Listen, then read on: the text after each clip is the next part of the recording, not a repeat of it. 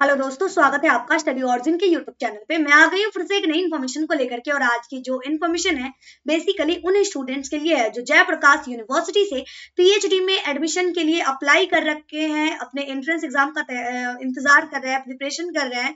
तो बेसिकली इस वीडियो में हम लोग डिस्कस करने वाले हैं कि जयप्रकाश यूनिवर्सिटी के द्वारा जो पीएचडी एंट्रेंस एग्जाम ली जाएगी उसमें किस तरह के क्वेश्चन पूछे जाएंगे। दैट मीन्स कि पीएचडी एग्जाम का पैटर्न, कितने नंबर का क्वेश्चन होगा, क्या क्या पैटर्न रहेगा, किस तरह के क्वेश्चन पूछे जाएंगे, इन सभी चीजों के बारे में हम लोग इस वीडियो में डिस्कस करेंगे। तो चलिए शुरू करते हैं, लेकिन उससे पहले चैनल को सब्सक्राइब जरूर कर लीजिए ताकि आपको आपकी स्टडी की आगे की सारी इन्फॉर्मेशन इसी तरीके से मिलते रहे।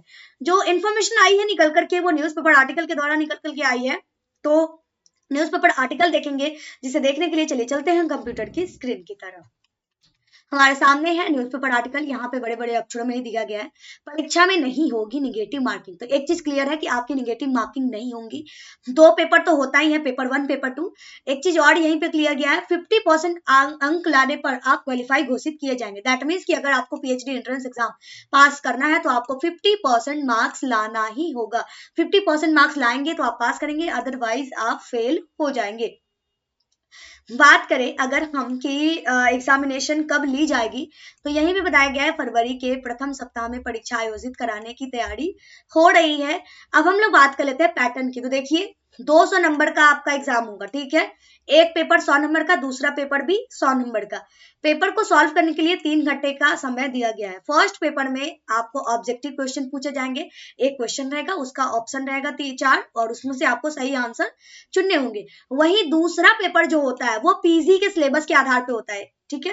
Paper 1 research aptitude, language aptitude, numerical होते हैं, डेटा इंटरप्रिटेशन होता है, ईवीएस से क्वेश्चन होता है, आईसीटी से होता है, इन सभी चीजों से होता है, रीजनिंग के क्वेश्चन होते हैं पेपर 1 में। लेकिन पेपर 2 में आप जिस भी सब्जेक्ट से पीएचडी करना चाहते हैं उस सब्जेक्ट के पीजी के सिलेबस को अगर आप पूरा कवर कर लेंगे तो आपका पेपर 2 का तैयारी हो जाएगा। दैट मीन्स आपको जिस सब्जेक्ट से करना है उस सब्जेक्ट का अच्छे से कर लीजिएगा, पूरा का पूरा पढ़ाई, तो आपका पेपर 2 कंप्लीट हो जाएगा। पेपर 2 सब्जेक्टिव होता है जिसमें आपको क्वेश्चन आंसर बकायदा लिखने पड़ेंगे। और बोला गया जिसमें विश्वविद्यालय के अंतर्गत जिन विषयों की पढ़ाई पीजी में होती है उस पाठ्यक्रम के चारों सेमेस्टर में से प्रश्न निर्धारित रहेंगे। दैट मीन्स यहाँ पे क्लियरली लिख दिया गया है कि पीजी के चारों सेमेस्टर का सिलेबस आप पढ़ लीजिएगा, उसी चारों सेमेस्टर में से क्वेश्चन पूछे जाएंगे। ऑब्जेक्टिव क्वेश्चन में किसी तरह की निगेटिव मार्किंग नहीं होगी, जिसकी वजह से कैंडिडेट्स को काफी राहत मिलने वाला है। बस यही इतना पैटर्न आपको दिया गया है। यहाँ पे थोड़ा सा इंसाइट में और भी दे दिया है, वेट अ मिनट। पीएचडी प्रवेश परीक्षा के दूसरे पेपर में और फर्स्ट पेपर दोनों और सेकंड पेपर दोनों की बातें करी गई है। तो पहले हम फर्स्ट पेपर की बात कर लेते हैं। सॉरी, 100 मार्क्स के होंगे, 50 क्वेश्चन होंगे, एक क्वेश्चन 2 नंबर का, ठीक है।